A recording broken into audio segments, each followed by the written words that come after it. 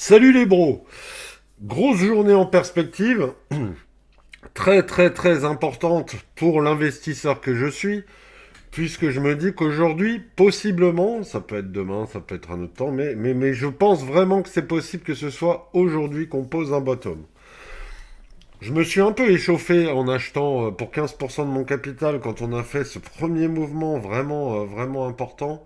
Donc là, c'est du M15, hein. Donc voilà, on est sur ça. J'ai dû acheter par là, j'ai dû revendre par là, hein. Cette nuit, en fait, j'ai fait une insomnie.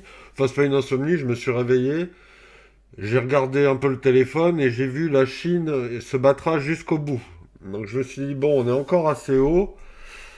Je vais liquider mes positions. J'ai fait à presque 5%. Très bien, sympa. Ça paye des BNB pour payer les frais et tout. Pour les échanges, c'est super. Je suis de nouveau 100% cash. Sur le même principe de vidéo précédente où je vous disais ce n'est pas le bottom. Hein, ce genre de... C'était quoi? C'était là, hein, c'était le 76. Et je disais le 76 n'est pas un bottom. Pourquoi? Le 76 n'est pas un bottom parce qu'on fait une montée en escalier dégueulasse où tous les gens peuvent poser leur stop et longue et t'as tout le temps de te placer en spot et t'as tout le temps de te placer en longue. C'est presque la même chose ici. C'est une montée en escalier, ce n'est pas assez puissant, il n'y a pas assez de volume. C'est relatif, hein. Pour l'instant, on n'est pas encore dans le vrai escalier qu'on avait eu ici sur le 76, un truc de consolidation, ce qui peut arriver d'ailleurs et qui fait que j'aurai peut-être pas mon bottom aujourd'hui. Mais je reste très vigilant. Je place mes ordres que si je vais me coucher. Sinon, je fais tout en manuel. Donc, je place des alarmes. Je place des alarmes. Là, j'en ai placé une à 76 000. Voilà. Et on verra comment ça se passe. Pareil, là, j'avais placé une alarme pour le Monday High. On l'a pas encore cherché. Si jamais on le passe, il y a de fortes chances qu'on fasse une continuation baissière. Mais ça, c'est à voir, hein. Parce qu'on peut très très bien... Parce que là, je vous donne le scénario idéal où je me dis, je peux investir. Voilà. Est-ce qu'on ferait pas quelque chose comme ça, tu vois, de ah, ah, là là là là là là, et hop. Et après, bah, bottom, tu vois, un truc de ouf, on est content. Voilà, mais manuellement. Bon, ça m'a fait un échauffement, j'ai pu acheter, j'ai pu vendre, j'avais pas fait d'opération depuis 4 mois, donc c'était bien de se dérouiller, de faire ce petit move. En plus, j'ai gagné des sous, donc c'est merveilleux. Mais voilà, j'ai pas forcé, hein. J'ai pas forcé en me disant, bon, on va prendre le gap et tout, parce que le gap, c'était un peu ce que je visais. Et le gap, on l'a un peu travaillé cette nuit au moment où j'ai vendu. Je me suis dit, ah, vas-y, on travaille le gap à moitié, là, c'est bon. Si je peux prendre des profits avant qu'on l'ait complètement comblé, et c'est même pas dit qu'on le comble. Donc, prends tes profits, c'est déjà bien de ne pas avoir perdu de sous sur ce mouvement. Et on repart à 100% cash. Ethereum, par contre, son gap, bon, il y a du boulot encore. On est en 15 minutes, hein, donc les proportions, voilà, mais ça va jusqu'à plus de 1800, hein. Donc ça peut être comblé après un bottom aussi, hein. Faut pas l'oublier, le gap, il n'y a pas d'urgence, hein. Voilà. Donc pour ce que j'ai suivi, voilà. Comment je fais? Alors, en manuel, qu'est-ce que je fais? Je vais pas placer une alarme, là je vais en placer une autre. Je vais en placer une autre en direct, voilà. Hop, on la met juste au-dessus de la zone. Si c'est franchi, je passe en manuel. Et là, j'achète. Et là, en fait, quand tu es en manuel, tu regardes le couteau qui tombe, par exemple. Si ça devait arriver, on sait jamais, hein. Je vous dis comment moi je fonctionne. Imaginons, ça fait un truc comme ça. Et là, paf, mon alarme se passe. Et je vois une grosse liquidation. Et là, il y a le short squeeze qui commence. Et je vois le truc qui s'arrête pas de tomber, de tomber, de tomber. La panique, évidemment. Ben là, j'achète en market. J'achète en market. Pourquoi? Parce que si je mets un ordre, je suis tenté de mettre plus bas et j'attends que le couteau tape mon prix. Très mauvaise idée. Déjà, il y a de fortes chances qu'en achetant en market sur un couteau comme ça, finalement, tu achètes moins cher. Tu vois? Donc, l'idée, c'est d'acheter en market et t'achèteras même plus bas que ce que tu as mis en market. Donc, tu t'en fous.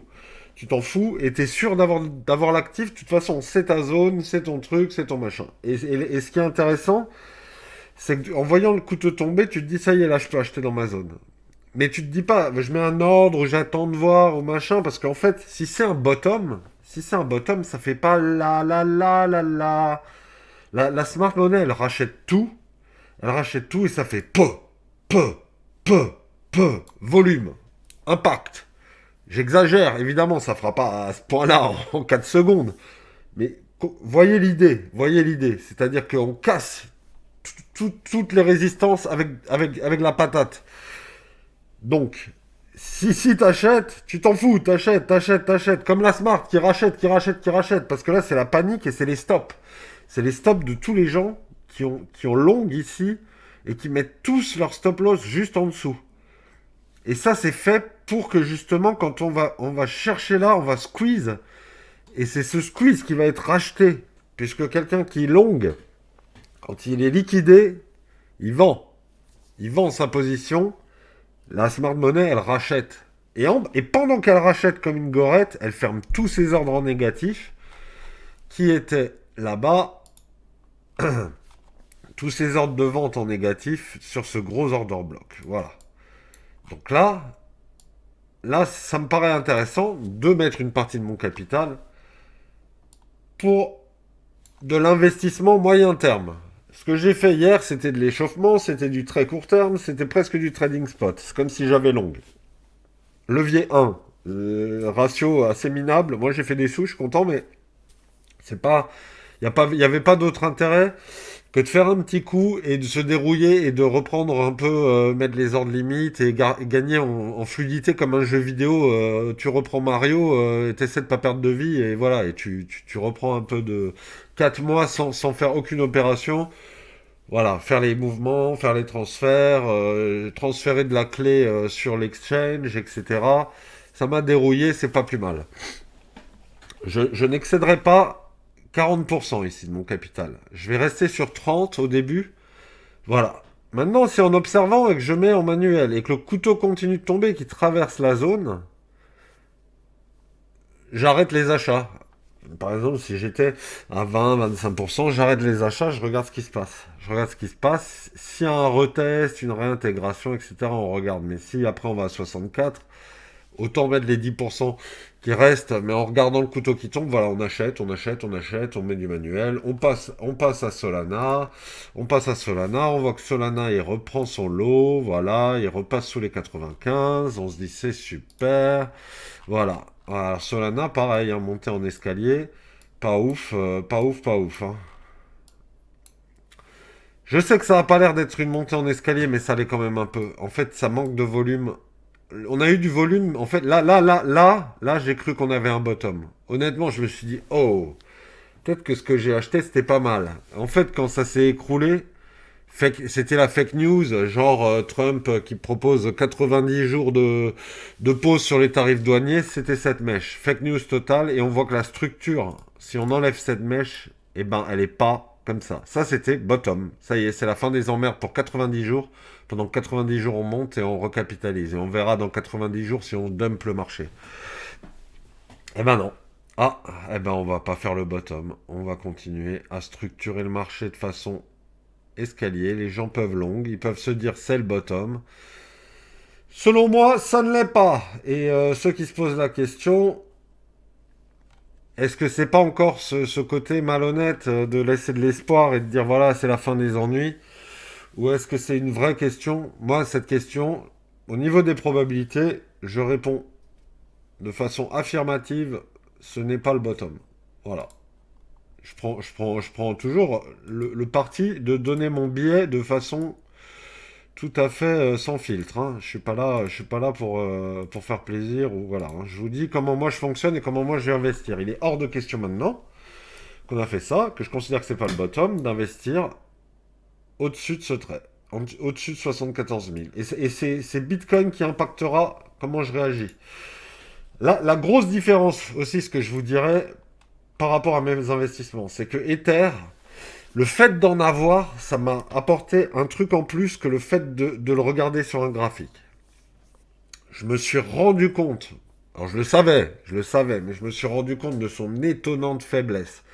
J'avais une micro-ligne de Tao, j'avais 4-5 Tao sur la fin en me disant, bon, allez, on va essayer. Et c'est celui qui a le plus performé, passons, hein, blague à part, mais il se trouve que c'est lui qui a fait le meilleur pourcentage dans mon bag. Ça peut arriver, hein, mais les alts, c'est ça qui est intéressant, hein, ça fait des gros multiples, des fois. Enfin bref, il avait bien pété, hein, je l'ai payé 185, je l'ai vendu 210. Bon, voilà, hein, tu vois, c'est intéressant. Ça, c'est la parenthèse. Mais le fait d'avoir de l'Ether et d'avoir du Solana, les gars, En fait, dans mon projet d'investissement qui sera peut-être aujourd'hui, demain, dans une semaine, dans 2 semaines, j'en sais rien. On verra que si on pose un bottom, si voilà. Mais je vais acheter si on passe sous les 74. Bref, je mets dans mon plan d'investissement Ether en troisième position. Il est toujours deuxième en capitalisation et voilà. Je mets 60, 70%. Ça, je vais voir. Je vais peut-être mettre 60% de Bitcoin. Idéalement 70 parce que je veux rester dans un mindset solide. 20% de Solana et 10% d'Ether. Voilà. Et j'inverse la performance et je considère que Ether, s'il reperforme un jour, eh ben, ce sera une surprise par rapport à ce qu'il fait depuis 1 an et demi, voire plus. Et je ne peux pas maintenant, en 2025, en avril 2025, me dire j'investis sans tenir compte de la performance catastrophique d'Ether, qui même s'il est deuxième, ce serait presque plus intelligent de faire Bitcoin Solana XRP. En vrai, si je devais faire un plan d'investissement froid et calculateur, il se trouve que je suis un peu un ancien, donc j'ai toujours ce billet de prendre un peu d'Ether en me disant que c'est sérieux. Il se peut que, voilà, si on va à 64 000 et que je vois de l'Ether à 900 balles, 800 balles qui craque complètement, il se peut que je revoie définitivement mon approche d'Ethereum et que je le joue comme je jouerais un alt en me disant c'est un des meilleurs alts. Voilà. Mais que l'actif sérieux, ben, c'est Solana et que XRP c'est plus intéressant sur le podium. Voilà. Et ce sera peut-être un jour prouvé par le prix et par la hiérarchie. Nous verrons s'ils s'en sortent. Bon, sur les actifs, j'aurais dû commencer par ça. En vrai, on commence toujours par ça. Quand je commence ma journée et que je regarde les actifs, et je devrais faire pareil pour les vidéos, je regarde le S&P. Alors si je regarde le S&P nature, il se passe rien. 5062, voilà. Je vais sur l'ETF. Alors ça c'est SPX, c'est le S&P. Je vais sur un ETF, c'est divisé par 10 en gros si tu veux. C'est un ETF du S&P et lui il a un pré-market et tu peux déjà sentir le marché. Et on voit que le pré-market il est haussier. Ce qui n'est pas forcément une bonne nouvelle, ça veut peut-être dire qu'il cherche le gap pour faire une continuation baissière. En se justifiant avec des news qui peuvent être comme hier, des news, je suis désolé pour la respiration, je suis enrhumé, hein. Des fake news ou des conneries. On prétexte et puis on va combler le gap et puis on redescend. Voilà. Nasdaq, la même. Nasdaq, est-ce qu'il est haussier, est-ce qu'il est baissier? On verra s'il chasse ça à l'ouverture du marché US.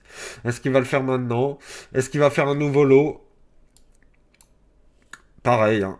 Alors là, en plus, Nasdaq, il a un support, laisse tomber, quoi. Bon, là, le Nasdaq, ça me paraît évident qu'il va aller plus bas, hein. Il va au moins liquider ça. Là, il y a trop de stops, il y a trop de gens qui se sont dit je long, c'est l'opportunité d'une vie. On a Larry Fink, BlackRock, la smart money, hein. Je vous avais dit, la smart money, c'est peu de gens et tout. C'est BlackRock, c'est Vanguard. Larry Fink, c'est le boss de BlackRock qui est le plus gros pôle de la smart money. Donc, hier, il a dit c'est une bonne opportunité d'acheter. Bon, bah, si la smart me dit que c'est une bonne opportunité d'acheter, c'est qu'elle veut essayer de m'enculer, quoi. Bref. Voilà, donc ouais, il y a plein de trucs qui me font penser que on va encore baisser, mais qu'on est possiblement à la fin. Et je l'espère. Les alts, je sais pas. Est-ce que les alts, ils vont. Les alts, c'est pas mal. Les alts, c'est pas mal. Mais il y a toujours ce problème d'escalier relatif. Je pense que eux aussi, ils vont chasser les 176. Capitulation finale. Merci, au revoir. Voilà. Et je pense que Solana ira sous les 95. Maintenant, est-ce qu'il ira à 89 comme je le pensais? Fouf, ça fait bas, hein. Mais après, sur une mèche, voilà, hein, on sait jamais, hein. Dans l'idée, c'était chasser ce lot-là, que je me disais, mais c'est peut-être trop ambitieux, 79. On a chassé un qui est important là, on peut chasser ce dernier, je pense. Voilà. Je peux mettre des ordres à 93, et il irait peut-être à 87 maximum. Chasser le lot là, elle est à 79. Bon, j'ai pas joué des ordres à 79 là sur Solana. Mais je serai en manuel, il se peut que j'aille chercher des trucs de fou, on sait jamais, hein. Et peut-être que ce sera pas aujourd'hui, mais en tout cas, je suis très vigilant aujourd'hui. Demain, après-demain, je bosse, je vous ferai des analyses d'altcoin. Je vous dis pas lesquelles sera la surprise. Ce sera un altcoin par jour. Voilà, et ce sera programmé, donc ce sera pas dans l'actualité des prix, hein, puisque je vais les faire aujourd'hui dans la journée, en essayant de me soigner mon rhume, que ce soit le moins désagréable possible. Et puis voilà. Donc en tout cas, voilà, je suis hyper vigilant aujourd'hui, il se peut que j'achète. Et si j'achète, je vous fais un post avec le prix moyen d'achat.